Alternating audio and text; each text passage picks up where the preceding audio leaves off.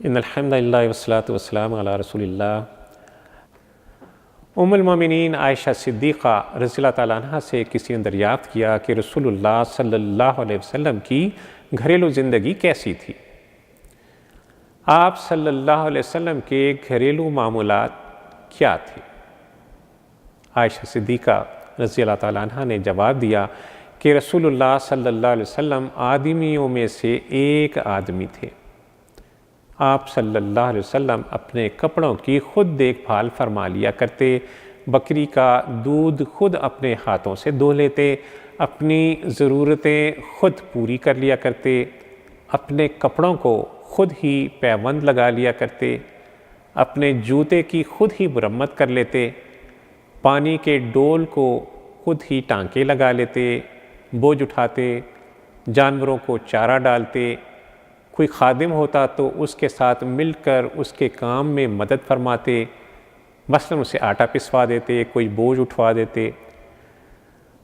اکثر اکیلے ہی محنت و مشقت کے کام کر لیتے، بازار سے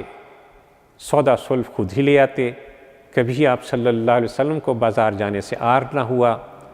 اور ضرورت کی چیزیں ایک کپڑے میں باندھ کر رسول اللہ صلی اللہ علیہ وسلم خود ہی اٹھا کر گھر لے آتے۔ لوگوں نے دریافت کیا کہ آپ صلی اللہ علیہ وسلم گھر میں کیسے رہا کرتے تھے؟ عائشہ صدیقہ رضی اللہ تعالیٰ عنہ نے جواب دیا کہ سب سے زیادہ نرم، سب سے زیادہ مسکرانے والے، خندہ جبیں میں نے کسی اور کو نہیں دیکھا، اور نرم خوئی کا، خندہ جبیں ہونے کا یہ شان تھی آپ صلی اللہ علیہ وسلم کی کہ کبھی کسی خادم کو جھڑکا تک نہ تھا۔ حق یہ ہے کہ رسول اللہ صلی اللہ علیہ وسلم سے بڑھ کر کوئی بھی اپنے اہل و عیال کے لیے ان سے بڑھ کر شفیق نہیں تھا۔ ایک روایت میں رسول اللہ صلی اللہ علیہ وسلم نے عورت کے ساتھ حسن سلوک اور بہترین کمال کو ایمان کی اولین شرط قرار دیا۔ عائشہ صدیقہ رضی اللہ تعالیٰ عنہ سے روایت ہے کہ رسول اللہ صلی اللہ علیہ وسلم نے فرمایا کہ مسلمانوں میں اس آدمی کا ایمان سب سے بڑھ کر کامل ہے جس کا اخلاقی برتاؤ سب کے ساتھ،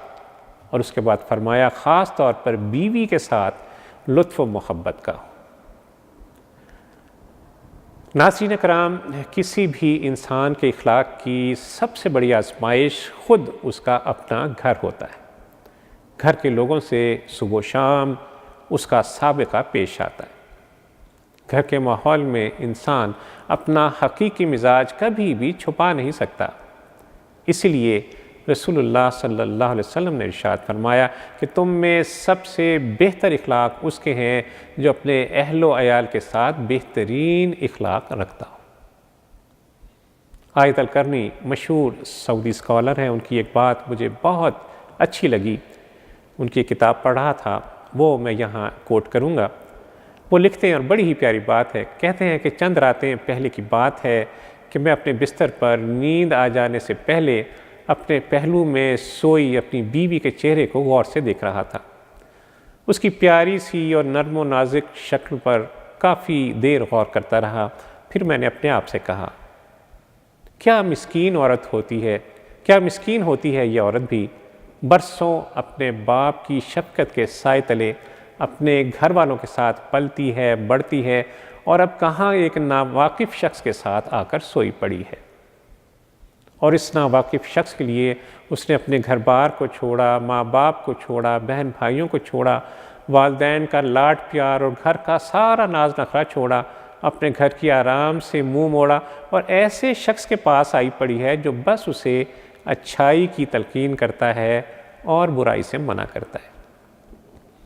اس شخص کی دل و جان سے خدمت کرتی ہے، اس کا دل بہلاتی ہے، اس کو راحت اور سکون پہنچاتی ہے، اور صرف اس لیے کہ اس کا رب اس سے راضی ہو جائے،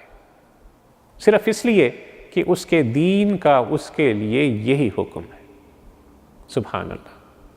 پھر کہتے ہیں کہ میں نے اپنے آپ سے سوال کیا کیسے ہوتے ہیں کچھ لوگ جو بے دردی سے، بے رحمی سے اپنی بیویوں کو مار پیٹ کر لیتے ہیں، بلکہ کچھ بدبخت تو دھکے دے کر اپنے گھر سے بھی نکال باہر کرتے۔ انہیں واپس اپنے ماں باپ کے گھر لا ڈالتے ہیں۔ کیسے ہوتے ہیں کچھ لوگ جو بیویوں کو گھر میں ڈال کر دوستوں کے ساتھ نکل کھڑے ہوتے ہیں، ہوٹلوں میں جا کر وہ کچھ کھاتے پیتے ہیں جس کا ان کے گھر میں تصور بھی نہیں کیا جا سکتا۔ کیسے ہوتے ہیں کچھ لوگ جن کے باہر اٹھنے بیٹھنے کا دورانیہ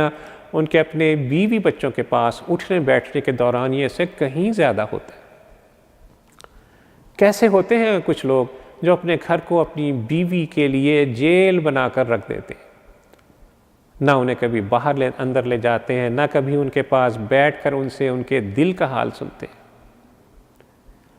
کیسے ہوتے ہیں کچھ لوگ جو اپنی بیوی کو ایسی حالت میں سلا دیتے ہیں کہ اس کے دل میں کسی چیز کی خلش تھی، کسی چیز کی چبھن تھی، اس کی آنکھوں میں آنسو تھے اور اس کا گلا کسی قہر سے دبا جا رہا تھا۔ کیسے ہوتے ہیں کچھ لوگ جو اپنی راحت اور اپنی بہتر زندگی چھوڑ کر گھر سے نکل پڑتے ہیں، پیچھے موڑ کر اپنی بیوی بچوں کی خبر تک نہیں لیتے، ان پر اس کے باہر رہنے کے عرصے میں کیا گزرتی ہوگی۔ کیسے ہوتے ہیں کچھ لوگ جو ایسی ذمہ داری سے بھاگ جاتے ہیں کہ جس کے بارے میں ان سے روز محشر پوچھ گچھ ہوگی، جیسا کہ ہمارے پیارے نبی صلی اللہ علیہ وسلم نے ہمیں بتایا۔ اللہ عز و جل سے دعا ہے کہ وہ ہمیں حقوق الزوجین کا صحیح فہم عطا فرمائے، ہمیں باہم عزت، محبت اور مودت کی زندگی گزارنے کی توفیق عطا فرمائے، ہمیں حالت اسلام پہ زندہ رکھے اور حالت ایمان پہ اس دنیا سے لے جائے۔ وصلی اللہ تعالیٰ علی خیر خلقہ محمد وعلی آلہ وصحبہ وسلم۔ اللہم صلی علی سیدنا محمد وعلی